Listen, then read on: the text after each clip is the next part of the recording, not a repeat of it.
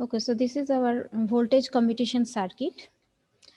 So in this circuit, you can see this is a main thyristor, and here it is the diode connected, and this is an auxiliary thyristor. Okay, so here one switch is there. So if we will consider the circuit connection before the switch is closed and after the switch is closed. Okay, so here you can see that capacitor current is shown in this direction. So this is the capacitor current direction, it is shown as uh, it is different from the previous circuit, as the circuit is open, and you can see the capacitor current direction is different since the diode is connected in this direction. So the current direction should be in this way. Okay, so for voltage commutation, for any kinds of commutation, what is the assumption we should take? Uh, that the capacitor voltage should be is equal to the supply voltage, and it should be uh, constant. It should have constant current, uh, and the current direction should always be positive. Okay, so these are all the assumptions for commutation of a circuit, that is circuit turn off. Okay, so main thyristor here is carrying a constant current I naught before closing the switch. After closing the switch, negative polarity of capacitor is connected with the anode of auxiliary thyristor, and positive polarity is connected with the cathode of main thyristor. So auxiliary thyristor is in reverse biased condition, and the diode will get short circuited. The diode will get short circuited when TM is on. That means the switch will be closed and the TM will be on, and so the current will come to this. So with that, the diode will be short circuited. Okay, so when diode short circuited, you can see the current will pass through this, and if current passing from this side, then this will be open circuited. This auxiliary thyristor will be open circuited because the current is passing from this side. Okay, so the circuit will be like this. Okay, so this will be the circuit when the switch is closed. Okay, now the main thyristor current will be is equal to the load current or the DC current plus the sinusoidal current of capacitor. Okay, so actually in this picture you can see, here you can see that the load current is coming from the supply, that is IO, and here the current is coming from the capacitor. Two currents are there coming, and they will together form this current. Okay, so main thyristor current will be equal to DC current plus sinusoidal current of capacitor. Sinusoidal current means, why it is sinusoidal? Because it is a reactive component. It will take some, it will store some charge, so definitely it will not instantly flow, current flowing will not be instant. So it will slowly gradually decrease its charge or increase its charge, so it will have a sinusoidal waveform. So what will happen, since it is a addition of DC current, it will have a shift, and then there will be a shift in current, and the waveform will be shifted DC current. That means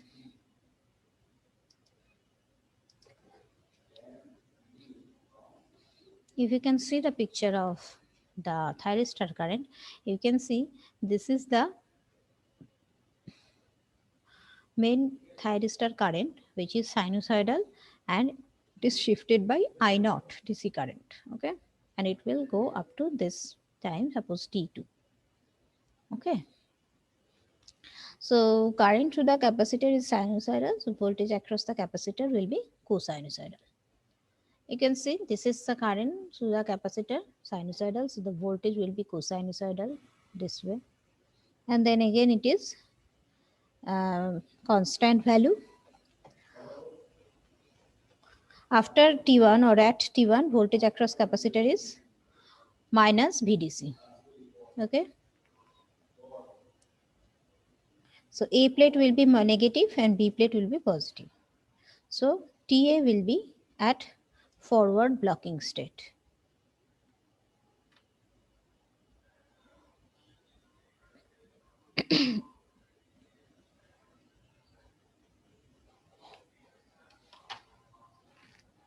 Now at T2. At T2, TM is turned off. Okay. So TM is turned off at T2. That T2 is the instant when TM is turned off because of high reverse biased voltage. Okay, and the circuit will become this one, that is the open circuited condition of main thyristor, and this is the load, this is the auxiliary thyristor,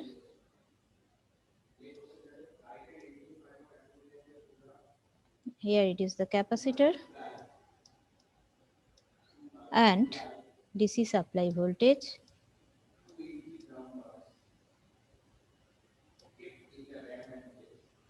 and this is the open circuit. The diode will be reverse biased, main thyristor and diode will be reverse biased. Okay, so this will be the condition for the circuit when T2 at T2 instant. At T2, main thyristor is turned off because of high reverse voltage and load current I naught. Just a minute. Load current I naught is flowing through auxiliary thyristor only, and capacitor also. It is flowing through capacitor as well as auxiliary thyristor also. Okay, so capacitor is charging, so capacitor is carrying DC current.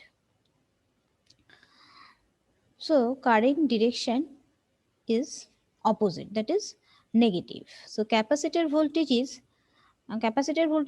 integration of current only, and integration of step is ramp, and the slope will be I naught by C, the load current divided by C, and capacitor is now in charging mode and reach to its maximum value, that is VDC.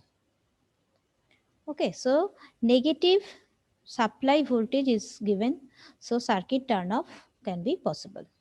So from 0 to T2, thyristor TM is turned on, so the voltage across the thyristor will be 0 and the output voltage is DC. At T2, TM voltage is minus VDC. So now SCR is turned off. Now at T equal to T2, output voltage plus capacitor voltage we will obtain. Okay, now at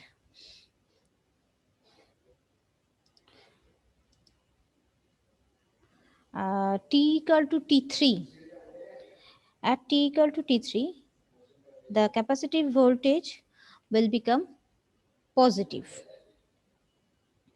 this portion here it will become positive, and main thyristor is equal to the load current, sorry, DC current I naught plus I. So auxiliary current, auxiliary thyristor current equal to the capacitor current. Okay. So circuit turn off time can be obtained from this slope. Here it is the DC voltage. From this slope, you can get the auxiliary circuit turn-off time, and circuit turn-off time is equal to TC. TC equal to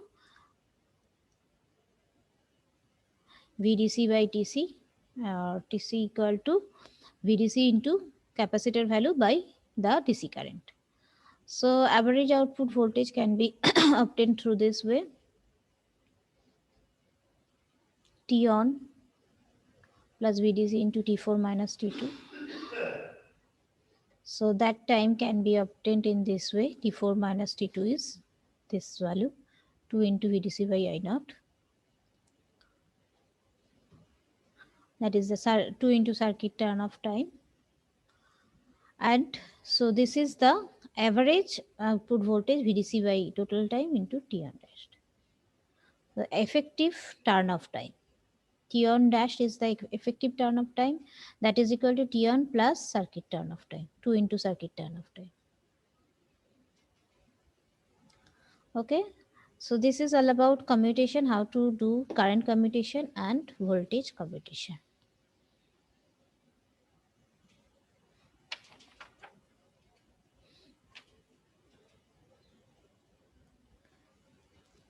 Okay.